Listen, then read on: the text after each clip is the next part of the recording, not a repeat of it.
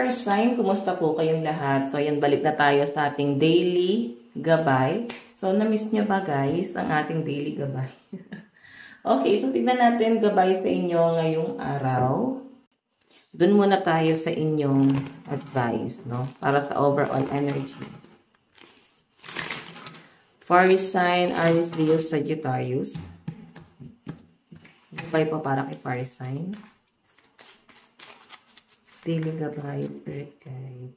Okay, so fire sign, meron tayong take life one day at a time and enjoy the ride.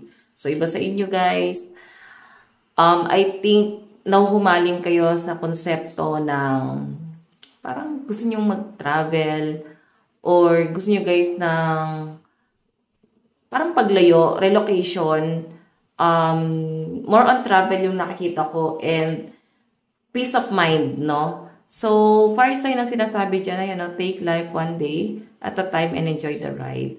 So, siguro, bigyan mo ng time, at least isang araw, no? Kung lagi ka nagtatrabaho, fire sign, bigyan mo ng time yung sarili mo na makapag-unwind, mag-relax together with your partner, family, or friends, kung sino man yan, guys.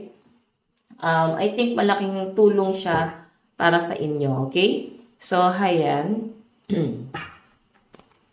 Tingnan pa natin. Ganap para kay fire sign. So, may mga times dito na parang ini-imagine ng mga fire sign na parang puro kayo tulong. Lalo sa ibang tao, tulong kayo ng tulong kahit hindi nyo kano-ano. Parang hindi na natapos yung ganong cycle. Okay? Nakikita ko sa mga fire sign dito na yung pagtulong na ginagawa nyo, dumarating sa point na parang naaabuso kayo. Okay? So, nararamdaman mo na parang hindi siya nagiging tama. Nakikita mo na parang hindi siya nagiging, hindi siya nakakatulong. Parang yung pagtulong na ginagawa nyo, nakakatulong sa iba, pero hindi nakakatulong sa peace of mind mo. Kaya siguro may relocation na lumalabas dyan, guys. Okay? So, parang gusto nyo muna, guys, gawing private ulit yung buhay mo. Gusto mo ulit na parang mapag-isa. Kasi parang pinoprotektahan mo yung sarili mo sa, siguro, sa mga taong mapang-abuso. Okay? Tignan natin fire sign. Ganap sa inyo, Aries, Leo, Sagittarius.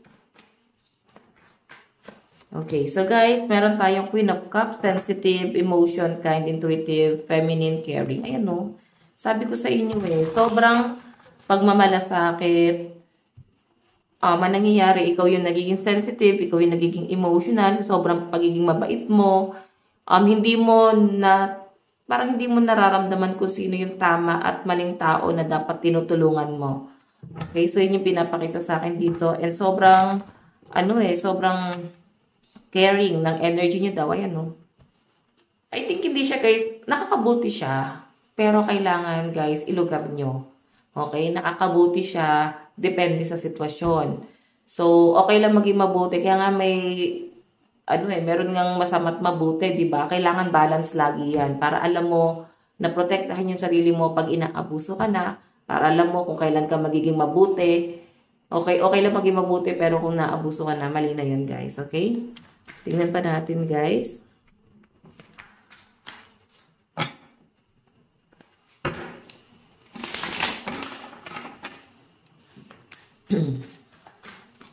Meron tayong 5 of Swords, War, Hostility, Dishonesty, Theft, Victory, and Hurt. Ayan o.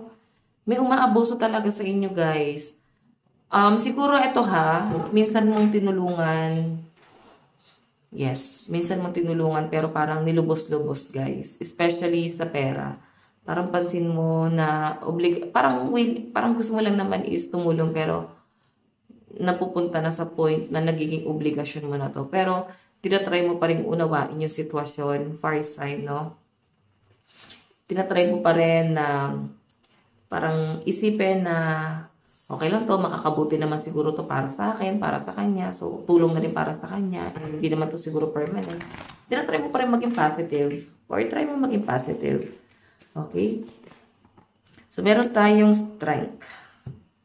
So guys, si strength is someone na kaya niyang harapin yung mga challenge na binabato sa kanya, binibigay sa kanya.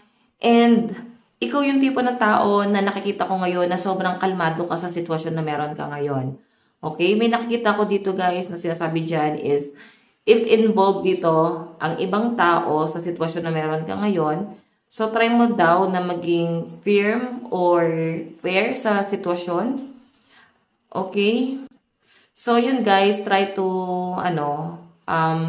softer approach, be the peacemaker, listen carefully, and when you ask for something, include what you can.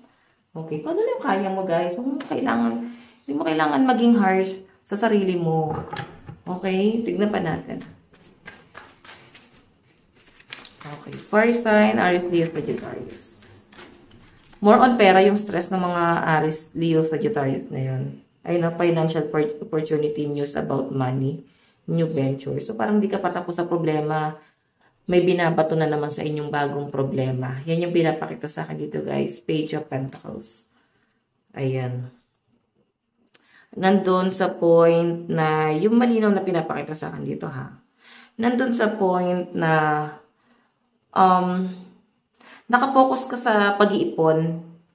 Okay? Or try mo, guys, na maging limitado sa mga taong tutulungan mo. Baka ito na yung time na makapag-ipon. Kasi may nakikita ko marami kang gustong gawin, marami kang gustong mangyari, pero hindi mo siya nagagawa, nakakaligtaan mo siya.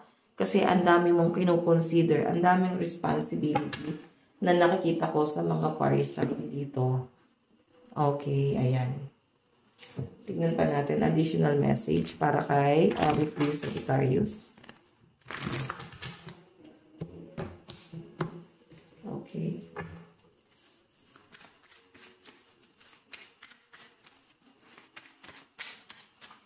Meron tayong the Empress. So, yung iba sa inyo guys, pwedeng ngayon, mas magiging caring ka, mas magpo-focus ka sa mga anak mo, or baka ito na yung time na bigyan mo sila ng time, or kung ano man yung struggle na kinakaharap mo ngayon patungkol sa mga anak, or pwede sa mga responsibility, parang nire-remind lang sa inyo guys na parang hindi na to biro. Kailangan mo itong pagtuunan ng pansin. Okay? Tignan pa natin. Meron tayong, daming ng award. Daming natutuwa sa inyo guys sa pagiging matulungin mo. Pero ikaw hindi ka natutuwa kasi hindi mo naman ginusto yan. Oo, parang kusang dinadala sa inyo, kusang binibigay sa inyo. So parang nauobliga ka sa mga bagay-bagay. Okay, so meron tayo guys Page of Wands and Queen of Wands. Ayan. Change direction. So nakakaisip talaga kayo guys mag-travel. Yan po yung malinaw na pinapakita sa akin dito. Magbiyahe. Nakikita ko sa mga fire sign na parang gusto nyo muna ng makapag-isip-isip. So, try mo. Baka ito yung time para sa'yo, diba? Mabigyan mo ng time yung sarili mo. Huwag ka masyadong maging harsh. Kagaya nga na sabi ko kanina, guys. Huwag mong pilitin yung sarili mo na sa mga bagay na hindi mo pa kaya. Okay? Tingnan natin pagdating sa love life mo ngayong araw. Fire sign, Aries, Leo, Sagittarius, pagdating sa love life mo ngayon. Okay. Meron tayong will you listen? There's so many things I want to say to you, but will you hear me all the way out? Will you believe me? So, parang pinagagalitan ka ng person mo, no? Sa mga in relationship dito. So, ngayon guys, pwedeng may mga bagay na hindi kayo guys magkaintindihan.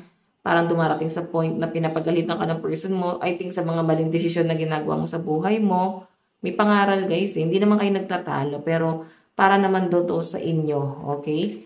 Minsan, parang feeling niya, hindi mo siya pinapakinggan. Matigas yung ulo mo. Pinapakinggan mo lang yung gusto mo. Tingnan natin guys, meron tayong it's simple, really. How do I feel? I want you as forever. So, yan. Mahal ka talaga ng person mo. So, sa mga single guys, ayan sabi, I'm leaving. I'm ready to leave a situation or mindset that has not served me and hindered my growth. So, may umaalis. Pwedeng ikaw or pwede yung person mo kasi na-stress dun sa relasyon mo. Sa mga nagkakaroon ng struggle dito. Okay, so ayan guys. Ito lang po ang inyong daily love reading tuloy. Sa kabila kasi ganun eh. Guys, ito lang ang inyong daily gabay. So, again, hindi ko na alam yung dialogue ko dito. Again, bukas ulit and lagi po kayong mag-iingat. Bye-bye!